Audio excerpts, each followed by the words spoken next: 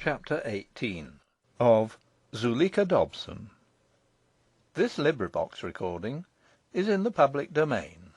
Reading by Termin Dayan. Zuleika Dobson by Max Beerbohm. Chapter 18. Her actual offspring does not suffice a very motherly woman. Such a woman was Mrs. Batch. Had she been blessed with a dozen children, she must yet have regarded herself as also a mother to whatever two young gentlemen were lodging under her roof. Childless but for Katy and Clarence, she had for her successive pairs of tenants a truly vast fund of maternal feeling to draw on. Nor were the drafts made in secret. To every gentleman, from the outset, she proclaimed the relation in which she would stand to him. Moreover, always she needed a strong filial sense in return. This was only fair. Because the Duke was an orphan, even more than because he was a duke, her heart had with a special rush gone out to him when he and Mr. Noakes became her tenants. But, perhaps because he had never known a mother, he was evidently quite incapable of conceiving either Mrs. Batch as his mother, or himself as her son.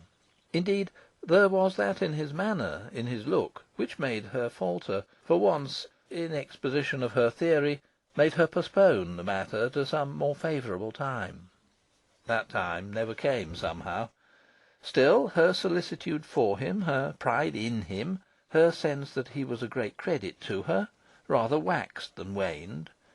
He was more to her, such are the vagaries of the maternal instinct, than Katy or Mr. Noakes. He was as much as Clarence. It was, therefore, a deeply agitated woman who now came heaving up into the Duke's presence. His Grace was giving notice. She was sure she begged his pardon for coming up so sudden, but the news was that sudden. Hadn't her girl made a mistake, maybe? Girls were so vague like nowadays. She was sure it was most kind of him to give her those handsome earrings, but the thought of him going off so unexpected, middle of term too, with never a why or a but, well, in some such welter of homely phrase, how foreign to these classic pages, did Mrs. Batch utter her pain. The Duke answered her tersely but kindly. He apologised for going so abruptly, and said he would be very happy to write for her future use a testimonial to the excellence of her rooms and of her cooking, and with it he would give her a cheque, not only for the full term's rent, and for his board since the beginning of term, but also for such board as he would have been likely to have in the term's remainder. He asked her to present her accounts forthwith. He occupied the few minutes of her absence by writing the testimonial. It had shaped itself in his mind as a short ode in Doric Greek, but for the benefit of Mrs. Batch he chose to do a rough equivalent in English. To an undergraduate needing rooms in Oxford. A sonnet in Oxfordshire dialect. Zeek where thee will in university, lad, thee'll not find nor bread nor bed that matches them as thee'll find, right sure, at Mrs. Batch's. I do not quote the poem in extenso, because, frankly, I think it was one of his least happily inspired works. His was not a muse that could, with a good grace, doff the grand manner. Also, his command of the Oxfordshire dialect seems to me based less on study than on conjecture. In fact, I do not place the poem higher than among the curiosities of literature. It has extrinsic value, however, as illustrating the Duke's thoughtfulness for others in the last hours of his life. And to Mrs. Batch, the manuscript, framed and glazed in her hall, is an asset beyond price. Witness her recent refusal of Mr. Pierpont Morgan's sensational bid for it. This manuscript she received together with the Duke's cheque. The presentation was made some 20 minutes after she had laid her accounts before him. Lavish in giving large sums of his own accord, he was apt to be circumspect in the manner of small payments. Such is ever the way of opulent men. Nor do I see that we have a right to sneer at them for it. We cannot deny that their existence is a temptation to us. It is in our fallen nature to want to get something out of them, and as we think in small sums, heaven knows, it is of small sums that they are careful. Absurd to suppose that they really care about halfpence. It must, therefore, be about us that they care, and we ought to be grateful to them for the pains they are at to keep us guiltless. I do not suggest that Mrs. Batch had at any point overcharged the Duke, but how was he to know that she had not done so, except by checking the items as was his wont? The reductions that he made here and there did not in all amount to 3 and 6. I do not say they were just, but I do say that his motive for making them, and his satisfaction at having made them, were rather beautiful than otherwise. Having struck an average of Mrs. Batch's weekly charges, and a similar average of his own reductions, he had a basis on which to reckon his board for the rest of the term. This amount he added to Mrs. Batch's amended total, plus the full term's rent, and accordingly drew a cheque on the local bank, where he had an account. Mrs. Batch said she would bring up a stamped receipt directly, but this the Duke waived, saying that the cash cheque itself would be a sufficient receipt. Accordingly, he reduced by 1 penny the amount written on the cheque. Remembering to initial the correction, he remembered also, with a melancholy smile, that to-morrow the cheque would not be negotiable. Handing it and the sonnet to Mrs. Batch, he bade her cash it before the bank closed. "And," he said, with a glance at his watch, "you have no time to lose. It is 3:15." Only 2 hours and a quarter before the final races. How quickly the sands were running out! Mrs. Batch paused on the threshold, wanted to know if she could "help with the packing." The Duke replied that he was taking nothing with him. His various things would be sent for, packed, and removed within a few days. No, he did not want her to order a cab. He was going to walk. And "Good bye, Mrs. Batch," he said. "For legal reasons, with which I won't burden you, you really must cash that cheque at once." He sat down in solitude, and there crept over him a mood of deep depression. Almost 2 hours and a quarter before the final race.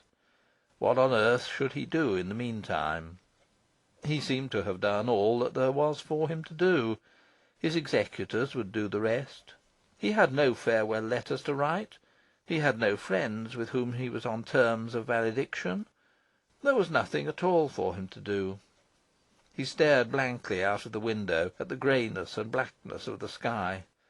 What a day! What a climate!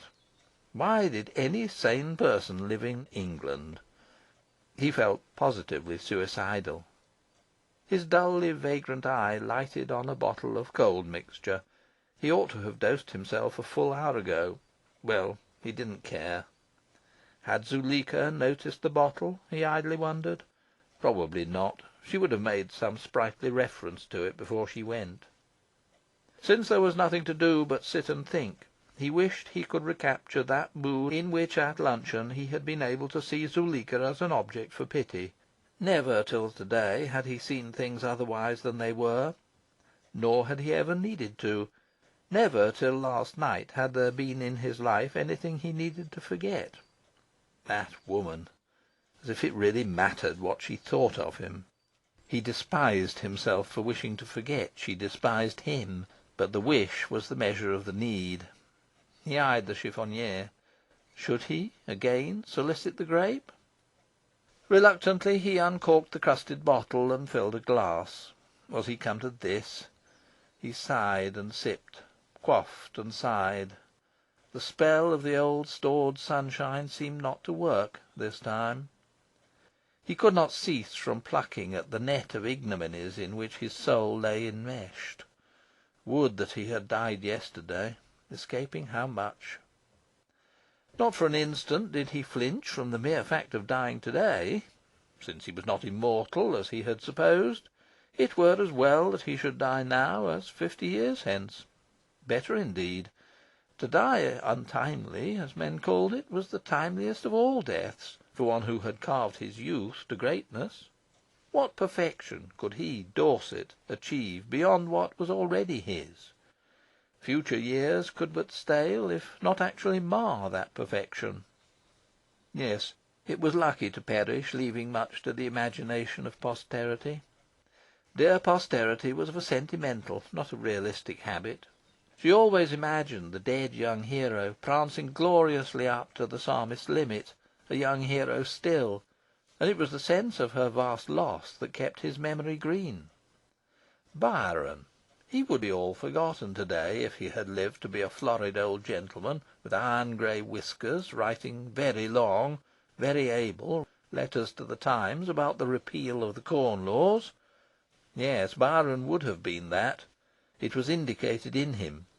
He would have been an old gentleman exacerbated by Queen Victoria's invincible prejudice against him, her brusque refusal to entertain Lord John Russell's timid nomination of him for a post in the Government. Shelley would have been a poet to the last. But how dull, how very dull would have been the poetry of his middle age, a great unreadable mass interposed between him and us. Did Byron, mused the Duke, know what was to be at Missolonghi? Did he know that he was to die in service of the Greeks, whom he despised?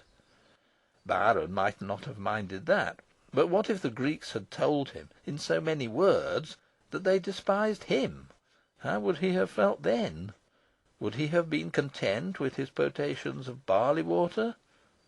The Duke replenished his glass, hoping the spell might work yet. Perhaps, had Byron not been a dandy... But had he not been in his soul a dandy, there would have been no Byron worth mentioning. And it was because he guarded not his dandyism against this and that irrelevant passion, sexual or political, that he cut so annoyingly incomplete a figure. He was absurd in his politics, vulgar in his loves. Only in himself, at the times when he stood haughtily aloof, was he impressive. Nature, fashioning him, had fashioned also a pedestal for him to stand and brood on, to pose and sing on. Off that pedestal he was lost. The idol has come sliding down from its pedestal. The Duke remembered these words, spoken yesterday by Zuleika. Yes, at the moment when he slid down, he too was lost. For him, Master Dandy, the common arena was no place. What had he to do with love? He was an utter fool at it. Byron had at least some fun out of it. What fun had he had? Last night he had forgotten to kiss Zuleika when he held her by the wrists. To-day it had been as much as he could do to let poor little Katy kiss his hand. Better be vulgar with Byron than a noodle with Dorset, he bitterly reflected. Still, noodledom was nearer than vulgarity to dandyism. It was a less flagrant lapse. And he had over Byron this further advantage: his noodledom was not a matter of common knowledge, whereas Byron's vulgarity had ever needed to be in the glare of the footlights of Europe. The world would say of him that he laid down his life for a woman. Deplorable somersault. But nothing evident save this in his whole life was faulty. The one other thing that might be carped at, the partisan speech he made in the Lords, had exquisitely justified itself by its result. For it was as a Knight of the Garter that he had set the perfect seal on his dandyism. Yes, he reflected, it was on the day when first he donned the most grandiose of all costumes, and wore it grandlier than ever yet in history had it been worn, than ever would it be worn hereafter, flaunting the robes with a grace unparalleled and inimitable, and lending, as it were, to the very insignia a glory beyond their own, that he once and for all fulfilled himself, doer of that which he had been sent into the world to do. And there floated into his mind a desire, vague at first, soon definite, imperious, irresistible, to see himself once more, before he died, endued in the fullness of his glory and his might. Nothing hindered. There was yet a whole hour before he need start for the river. His eyes dilated somewhat, as might those of a child about to dress up for a charade, and already, in his impatience, he had undone his necktie. One after another, he unlocked and threw open the black tin boxes, snatching out greedily their great good splendours of crimson and white and royal blue and gold. You wonder he was not appalled by the task of essaying unaided a toilet so extensive and so intricate. You wondered even when you heard that he was wont at Oxford to make without help his toilet of every day. Well, the true dandy is always capable of such high independence. He is a craftsman as well as an artist. And though any unaided knight but he, with whom we are here concerned, would belike have doddered hopeless in that labyrinth of hooks and buckles which underlies the visible glory of a knight arrayed full and proper, Dorset threaded his way featly and without pause. He had mastered his first excitement. In his swiftness was no haste. His procedure had the case and inevitability of a natural phenomenon, and was most like to the coming of a rainbow. Crimson doubleted, blue ribanded, white trunk hosed, he stooped to understrap his left knee with that strap of velvet round which sparkles the proud gay motto of the order. He affixed to his breast the octoradiant star, so much larger and more lustrous than any actual star in heaven. Round his neck he slung that long daedal chain wherefrom St. George slaying the dragon dangles. He bowed his shoulder to assume that vast mantle of blue velvet, so voluminous, so enveloping, that despite the cross of St. George blazing on it, and the shoulder knots, like two great white tropical flowers planted on it, we seem to know from it in what manner of mantle Elijah prophesied. Across his breast he knotted this mantle's two cords of gleaming bullion, one tassel a due trifle higher than its fellow. All these things being done, he moved away from the mirror, and drew on a pair of white kid gloves. Both of these being buttoned, he plucked up certain folds of his mantle into the hollow of his left arm, and with his right hand gave to his left hand that ostrich-plumed and heron-plumed hat of black velvet, in which a knight of the Garter is entitled to take his walks abroad. Then, with head erect and measured tread, he returned to the mirror. You are thinking, I know, of Mr. Sargent's famous portrait of him. Forget it. Tacton Hall is open to the public on Wednesdays. Go there, and in the dining hall stand to study well Sir Thomas Lawrence's portrait of the 11th Duke. Imagine a man some 20 years younger than he whom you there behold, but having some such features and some such bearing, and clad in just such robes. Sublimate the dignity of that bearing and of those features, and you will then have seen the 14th Duke somewhat as he stood reflected in the mirror of his room. Resist your impulse to pass on to the painting which hangs next but two to Lawrence's. It deserves, I know, all that you said about it when, at the very time of the events in this chronicle, it was hanging in Burlington House.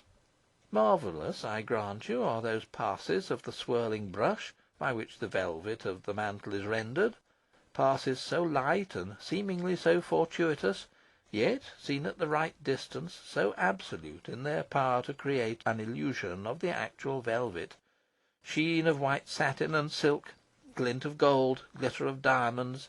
Never were such things caught by a surer hand, obedient to more voracious eye. Yes, all the splendid surface of everything is there. Yet must you not look. The soul is not there. An expensive, very new costume is there, but no evocation of the high antique things it stands for, whereas by the Duke it was just these things that were evoked to make an aura around him, a warm symbolic glow, sharpening the outlines of his own particular magnificence. Reflecting him, the mirror reflected, in due subordination, the history of England. There is nothing of that on Mr. Sargent's canvas. Obtruded instead is the astounding slickness of Mr. Sargent's techniques. Not the sitter, but the painter is master here. Nay, though I hate to say it, there is in the portrayal of the Duke's attitude and expression a hint of something like mockery, unintentioned, I'm sure, but to a sensitive eye discernible. And but it is clumsy of me to be reminding you of the very picture I would have you forget. Long stood the Duke, gazing immobile. One thing alone ruffled his deep inward calm. This was the thought that he must presently put off from him all his splendour, and be his normal self. The shadow passed from his brow. He would go forth as he was. He would be true to the motto he wore, and true to himself. A dandy he had lived. In the full pomp and radiance of his dandyism he would die. His soul rose from calm to triumph. A smile lit his face, and he held his head higher than ever. He had brought nothing into this world, and could take nothing out of it. Well, what he loved best he could carry with him to the very end, and in death they would not be divided. The smile was still on his face as he passed out from his room. Down the stairs he passed, and "Oh!" every stair creaked faintly. "I ought to have been marble." And it did indeed seem that Mrs. Batch and Katie, who had hurried out into the hall, were turned to some kind of stone at the sight of the descending apparition. A moment ago, Mrs. Batch had been hoping she might yet at the last speak motherly words, a hopeless mute now. A moment ago, Katie's eyelids had been red with much weeping. Even from them the colour suddenly ebbed now. Dead white her face was between the black pearl and the pink. "And this is the man of whom I dared once for an instant hope that he loved me." It was thus that the Duke, quite correctly, interpreted her gaze. To her and to her mother he gave an inclusive bow as he swept slowly by. Stone was the matron, and stone the maid. Stone, too, the Emperors over the way, and the more poignantly thereby was the Duke a sight to anguish them, being the very incarnation of what themselves had erst been, or tried to be. But in this bitterness they did not forget their sorrow at his doom. They were in a mood to forgive him the one fault they had ever found in him, his indifference to their Katie. And now, O mirum mirorum, even this one fault was wiped out.